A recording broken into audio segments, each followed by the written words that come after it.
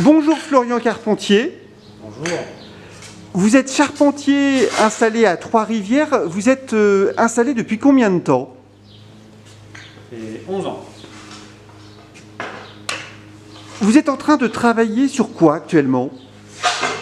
Là, j'ai reconstruit des roues pour une roulotte de Berger qui vient du musée de plein air de Villeneuve-d'Ascq. C'est une roulotte que j'ai eue en restauration et les roues étaient trop endommagées pour être restaurées, donc on les a reconstruites en gardant les boîtes et les cerclages ainsi que l'essieu d'origine. Mais tout le travail en bois a dû être refait. L'ouvrage en bois a dû être refait intégralement. Donc avec des moyeux en orme, ça devient rare, mais on en trouve encore.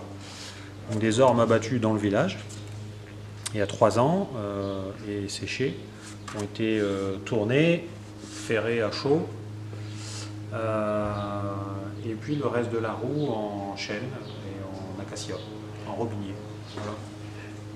Et vous avez réalisé il y a peu de temps 2 barques pour l'association des ortillonnages à Amiens.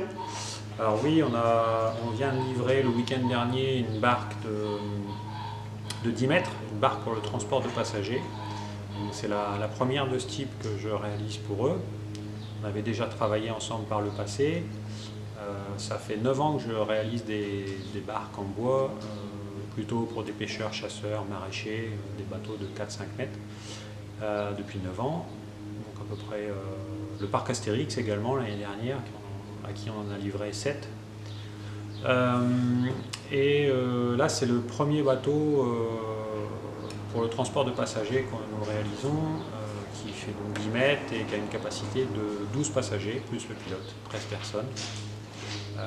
Construite en chêne de l'Oise, en grande partie, puisque je mets un point d'honneur à utiliser que du bois local, donc régional, ou au pire français.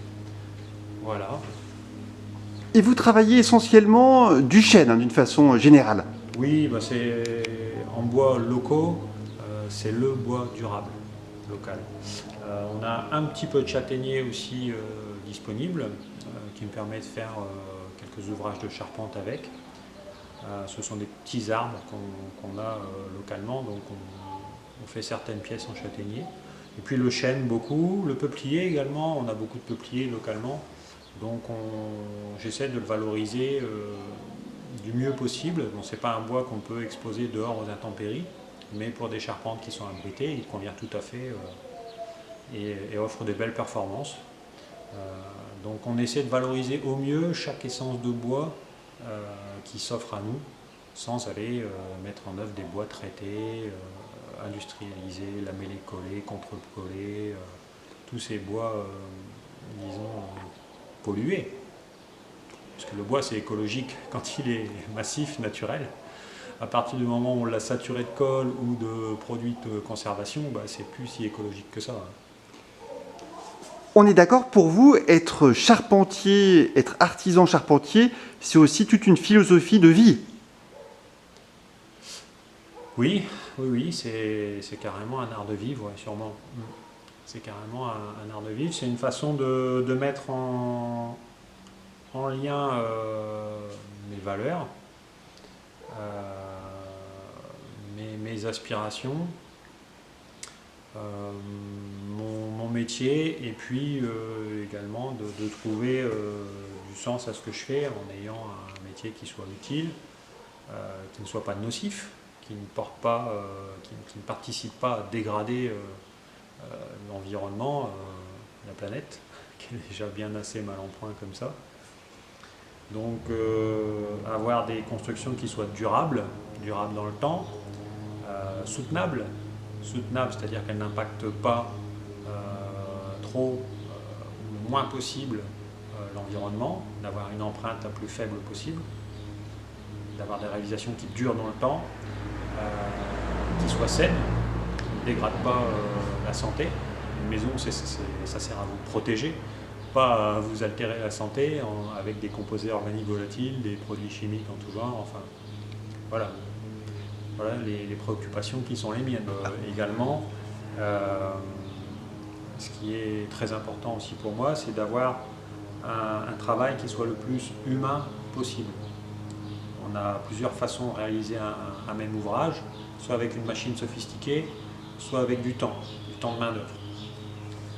Moi, les clients avec qui je travaille, leur argent, il atterrit dans ma poche, dans celle de mes collaborateurs, et pas dans une machine de 2 millions d'euros numérique. On appelle ça le châtrage. Le châtrage de la roue, c'est l'opération qui consiste à poser à chaud un cercle métallique sur la roue.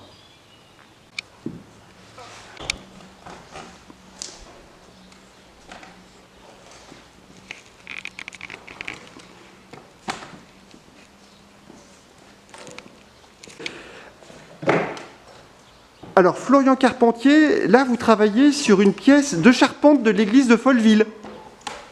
C'est ça, exactement. Il y a quelques années des infiltrations d'eau au niveau de la couverture qui ont altéré les sablières de l'église. Et donc ça, c'est un blocher sculpté qui n'a pas trop souffert, mais qui demande à être réajusté avec la nouvelle sablière qu'on va mettre en place. C'est assez difficile à sculpter. Cette pièce se situe dans quelle partie de l'église? Très durable, donc il a très peu été altéré par les insectes xylophages. Le cœur de l'église a été reconstruit. On avait beaucoup de sculptures qui étaient faites en tilleul, par exemple, qui est un bois qui se prête merveilleusement à la sculpture. Le problème, c'est qu'il n'est pas durable, donc il est très vite dégradé. Et il y a eu un défaut d'étanchéité au raccord de couverture entre les deux époques de construction. Et c'est ce défaut d'étanchéité de la couverture qui a du coup amené le pourrissement de la sablière sur laquelle repose le blocher. Donc heureusement, il n'a pas été touché par le pourrissement qui a altéré la sablière. Donc on va juste retailler très légèrement l'assemblage du blocher pour qu'il puisse s'adapter parfaitement à la sablière qu'on va mettre en place. Ça, c'est l'ancienne sablière sur laquelle est assemblé le blocher.